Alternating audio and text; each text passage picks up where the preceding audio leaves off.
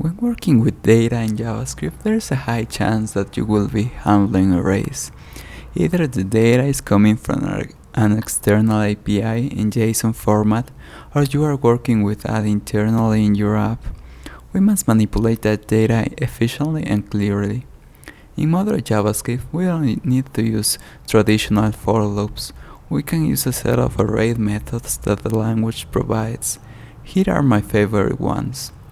So let's say we have an array that has information about our video games collection. Each item is an object that has the title of the game, the year of launch, the platforms that you own, the genre, and a rating. What if we want to have an array that only has the titles of our game collection? For doing that, we can use the map method. We are going to create a new variable called games titles, and here we are going to attach the map method to our array. So this method receives a callback function. So this is just a regular function that will be executed for each item. So for each item we are going to execute a function. So let's create that function. It's going to be called game title extractor.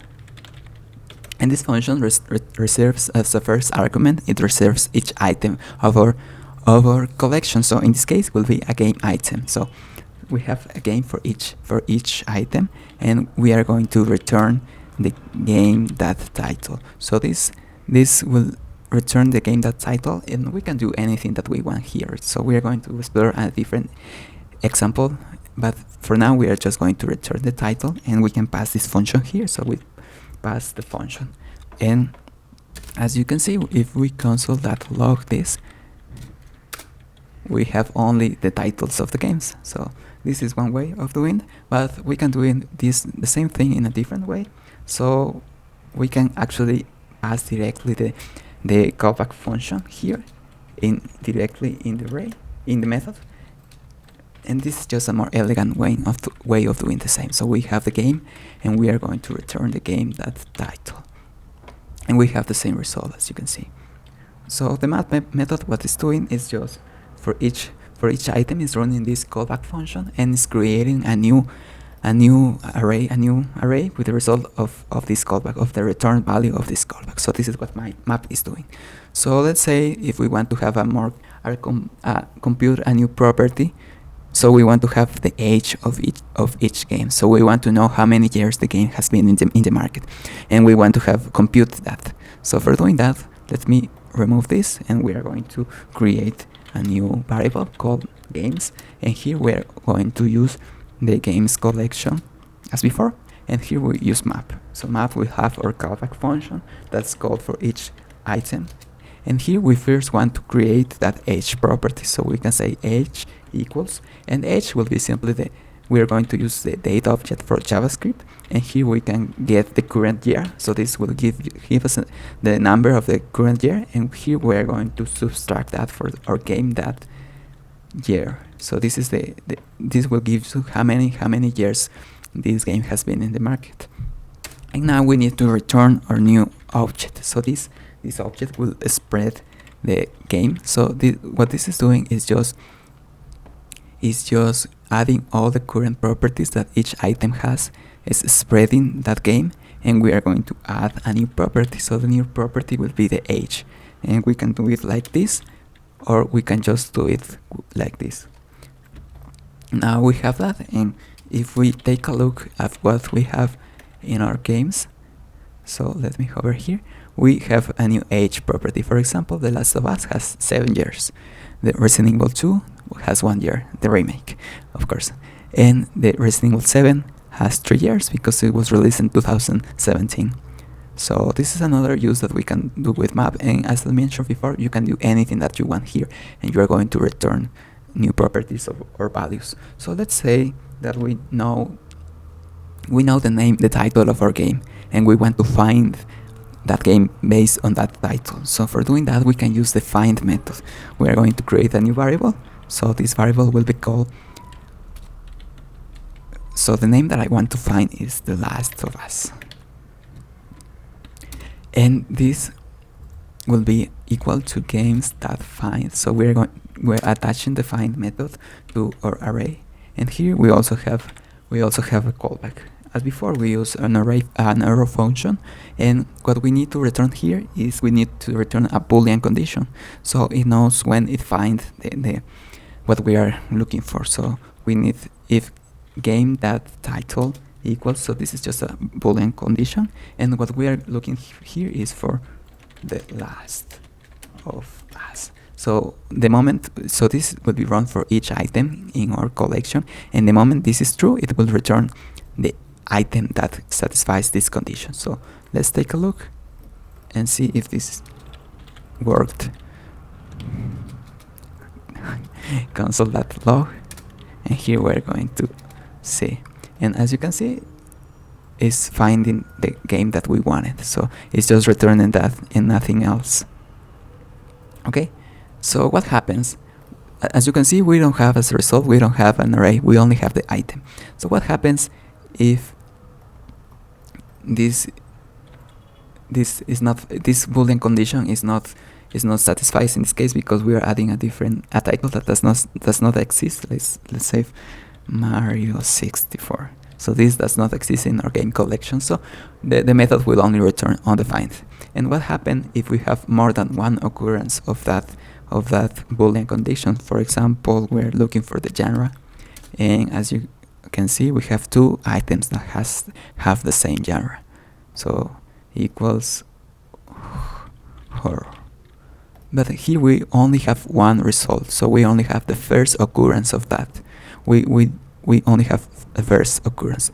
But if we want to have more than one occurrence, let's change the name of this, and we can say horror games, and we can use, instead of using the find method, we can use the filter method.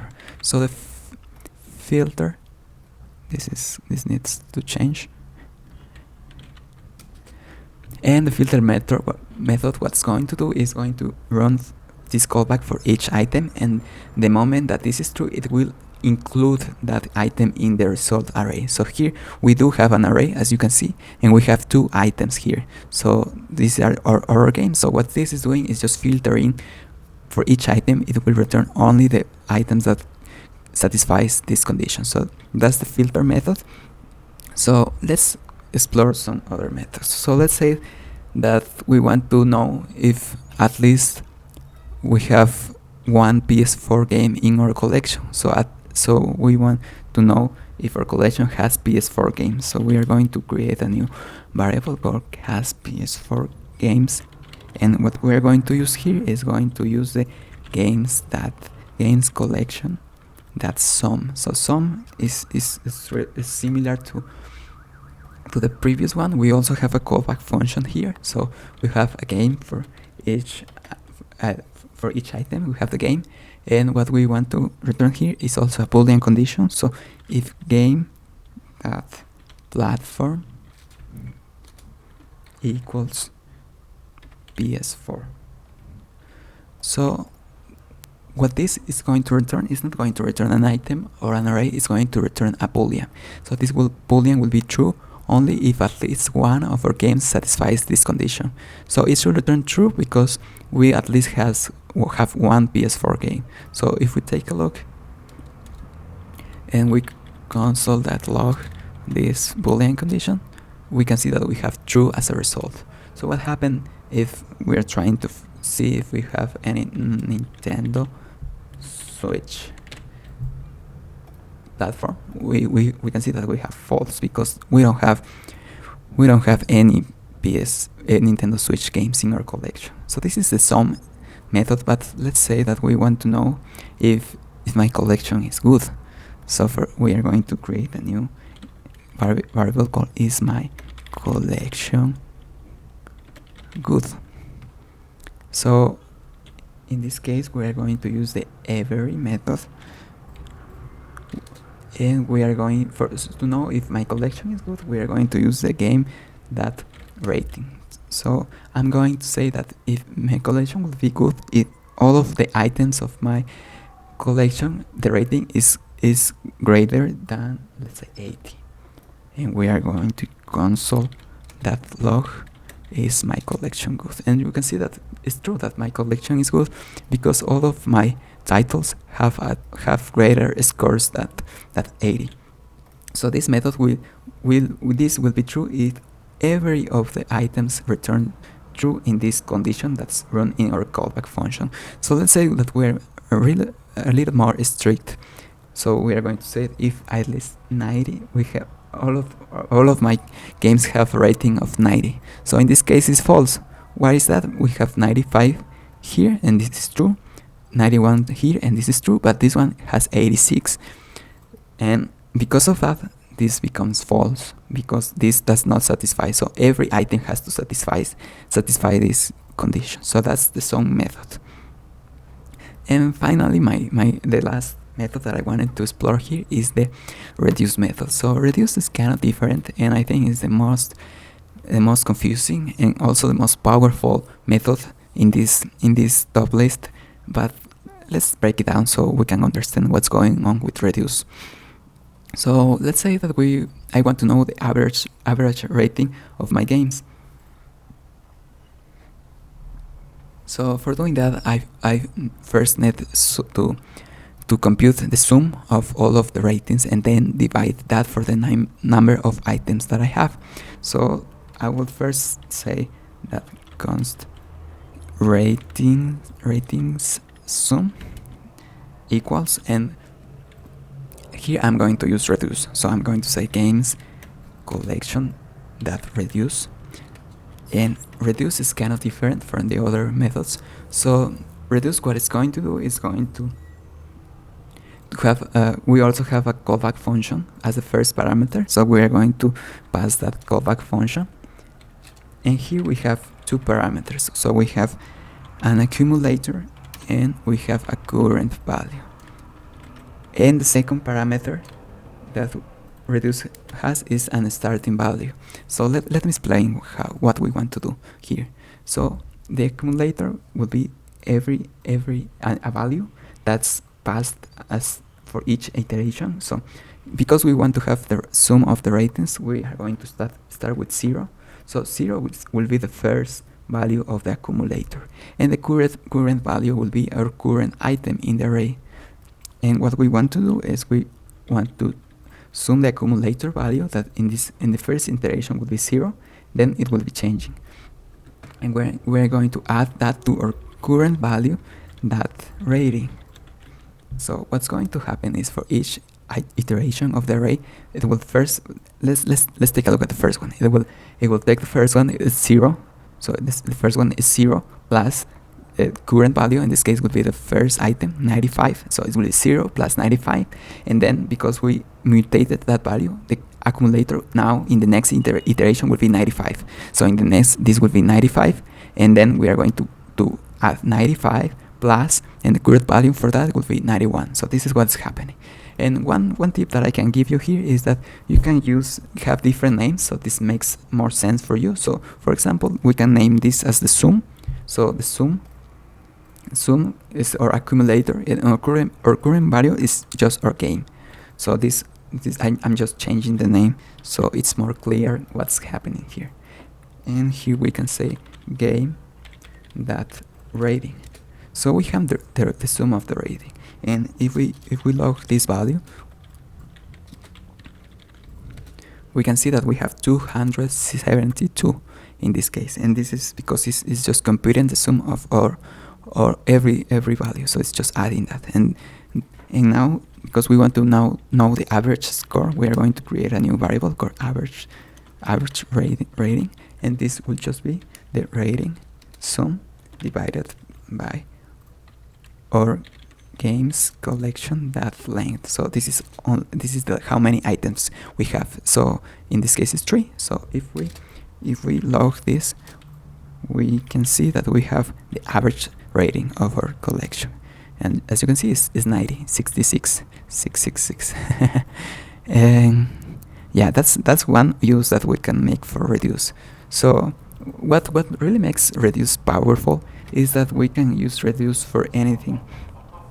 We don't need to use a number here. We can, as an accumulator, we can have any value that we want. So let's say that we want to have an object that has as a key we have the title of of the game, and as a value we have the rating. So we have an object, we don't have an array. So we're going to use reduce for that. So we can say we're going to create a new variable called games ratings, and this we will use reduce as before, and we're going to use reduce. So we have, let's ignore the first argument, and what we want as a starting value is an empty object. So because we want to have an object, and here we are going to say that we have as the first parameter we have the accumulator, that is our object, and the second parameter is our games. And here we're going to have our callback function, and what we are going to do is we are going to, for the object, we are going to create a new property, and we are using this syntax. So this property will be a variable, and the property will be our game that, sorry, this is not games, this is game. It will be our game that title. So this will be the key of our object, and the value will be our game that rating. And as before, we want to return, we want to return, and what we want to return is our object. So this is what it's doing, is taking, for each game is creating a property that has the game that rating, and we are just returning the object. So now if we log that games ratings, as you can see, we have an object, and every property of the object has the title of the game, and we have the rating. So this is no longer an array, and this is why reduce is so powerful, because this can be anything, and we can combine, we can use reduce, and we can replace map and other functions with that. So this has been all that I wanted to explore. Hope you find this useful. Thanks for reaching to the end of this video. If you enjoyed this content, please like and subscribe, and I will see you in the next time.